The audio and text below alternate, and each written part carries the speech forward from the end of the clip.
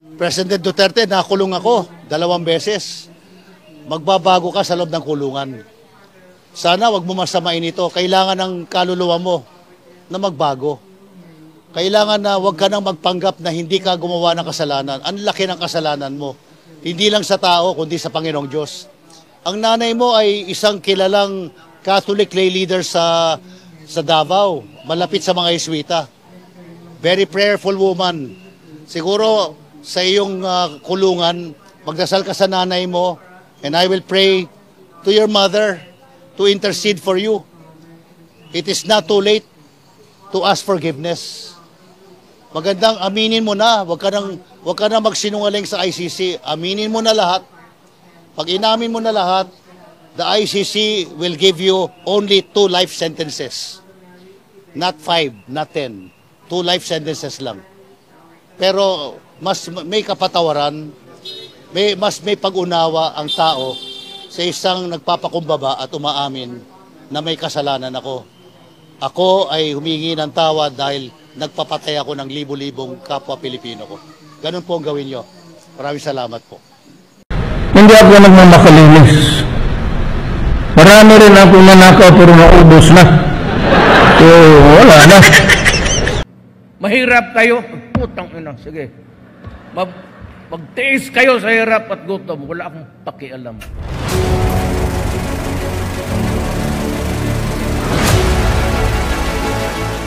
Pasensya po, Clergy for Good Governance, 3 po ang dumating. Parang gumbulsa. Si Father Jacinto Gomez, Father Gomez, at Father Zamora, matatanda na. Parang kami ni Father Noel. Father Noel, 73. Father Robert, 70. Father Angel, 40. Tama-tama. 2 pare, isang hindi masyado matanda pero nahibang, si Zamora. Yung isa medyo matanda, si Gomez. At yung pinakabata, si Burgos. Iyakin. Iyakin ka ba, Father Angel? Konti raw. For those who do not know, Father Angel was exiled to the Holy Land during the Duterte administration because of death threats. Maganda pag nade-death threat ang pare na Holy Land. At si paring Bert na death threat rin, he was exiled to Rome. Sabi ko sa inyo ba, kaya gusto kong mag-death threat ulit eh. Para and as we celebrate this Mass now,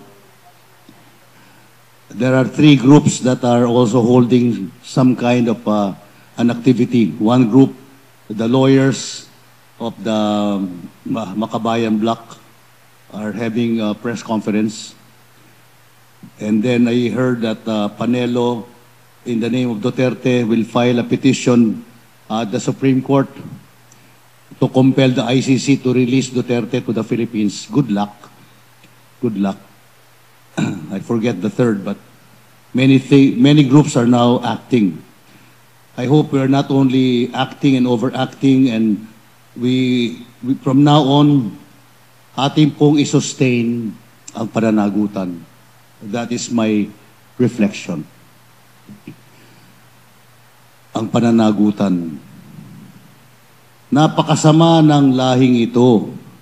Naghahanap sila ng palatandaan mula sa langit. Subalit walang ipakikita sa kanila maliban sa palatandaang inilarawan na nangyari kay Jonas.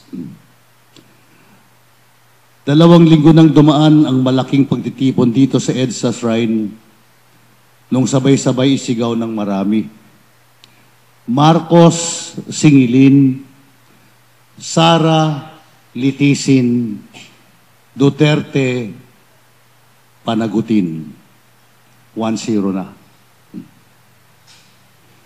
Nangyari na din ang matagal nang pinaglalaban, pinagtatayaan at pinaghihirapan at pinagdarasal ng marami.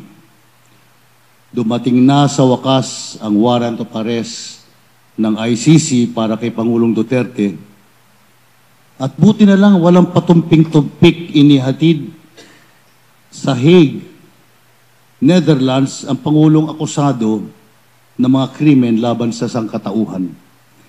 Kung nagpatumpik-tumpik at naririto pa si Digong, maniwala kayo. Yung kinatatakot ni Father Jerome ay baka nangyari. Mapupuno to ng DDS na naman. At kaya yung mga pulis ay nandiyan na, naghahanda. Baka nga mangyari na naman yun. Huwag ka mag-alala, Father Jerome. Bago mangyari yun, ang mga tunay na nagmamahal sa bansa ay uunahan na sila. Nandito na ang ilan sa atin. Kaunti tayo pero we represent, I think, a growing number of Filipinos who love the country. 29 na taong anibersaryo noon ng EDSA People Power Revolution noong ika-25 ng Pebrero.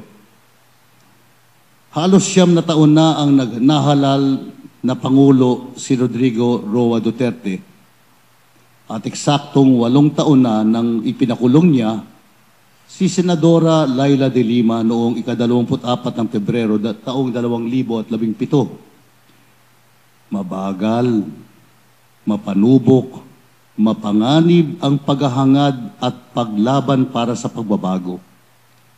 Ang bagal, ang tagal. 29 years, magkatapos ng 29 years, ano pa ang pinagagawa sa atin? Pero hindi dapat tumigil, hindi dapat manawa, hindi dapat mapagod at tuluyan ng mawalan ng gana at init ng pananagutan. Napakasama ng lahing ito. Mabibigat na salitang binitiwan ni Kristo tungkol sa mga Israelita. Bakit niya tinawag silang napakasama? At ano ibig niyang sabihin sa naghahanap sila ng palatandaan mula sa langit, subalit walang ipakikita sa kanila maliban sa palatandaang inilalarawan ng nangyari kay Jonas. Napakasama. Dahil halos mawala na ng boses, magkasakit, pagod na pagod, walang pahinga, si Kristo sa kapangangaral, sa pagpapagaling ng mga may sakit, pagpapalaya ng mga inaalihan ng demonyo. Ngunit, hindi pa rin sila naniniwala. Anong ginagawa ng mga tao sa paligid niya? Hingi sila ng hingi ng palatandaan mula sa langit. Hingi ng hingi pa din sa kanya ng kung ano-ano para mapaniwala sila. Hingi ng hingi pa din ng kung ano-anong ayuda at pabor para mapaniwala lang sila. Uso na doon. Uso na po ng panahon ni Kristo ang kultura ng ayuda. Everything was conditional. We shall believe you, Lord, provided that. Pati mga disipulo niya, nung hindi pa nila naintindihan kung ano hinihingi sa kanila ni Kristo, ang kanilang pananagutan ay hindi pananagutan. May kondisyon eh. Ang tunay na pananagutan, walang kondisyon. Ano ang nangyari sa loob ng 29 na taon? Pagkaraan ng 7 presidente, Cory, FBR, ERAP, GMA, Pinoy, Duterte, BBM. Ano ang nangyari sa nakaraang 8 taon mula kay Duterte hanggang kay BBM? Hindi ba't hingi pa din tayo ng hingi ng mga palatandaan mula sa langit?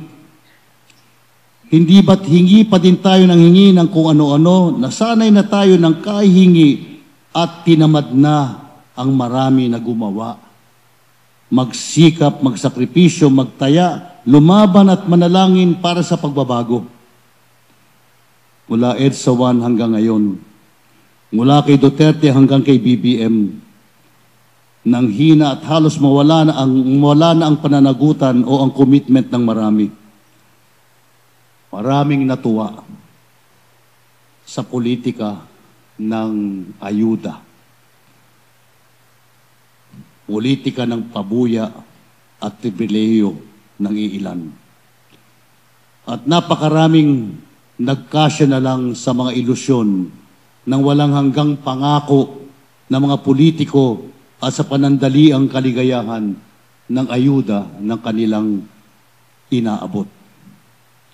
Dumami ang mga trapo. Nanganak at dumaganap ang mga dinastiya. Lumakas at tumatag ang paternalismo ng kultura ng ayuda na pinaiiral ng mga makapangyarihan at mayayamang pamilyang dinastiya. Hindi ba't kung ano-ano ang ipinangako ni Duterte? Tulad na mawawala ang trapiko sa EDSA sa loob ng 6 na buwan at mawawala sa Pilipinas ang droga na pangunahing salot ng ating lipunan. At mula simula hanggang katapusan ng kanyang 6 na taon, sumigaw at naghamon si Pangulong Rodrigo Roa Duterte. Kill, kill, kill. At nakakapangilabot, nakakatindig balahibo, sumabay ang marami sa kanya sa pagsigaw din ng kill, kill, kill. Sa loob ng 6 na taon at halos tatlo dito ay taon ng pandemya. Lumakas at yumaman ang kanyang pamilya at ang pamilya ng mga malapit na kasosyo at kaibigan niya. At samantalang dumami at ang naniwala kay Duterte, tumahimik at natakot ang marami sa lumalaganap na pag-ahari ng takot at karahasan, the reign of terror and violence.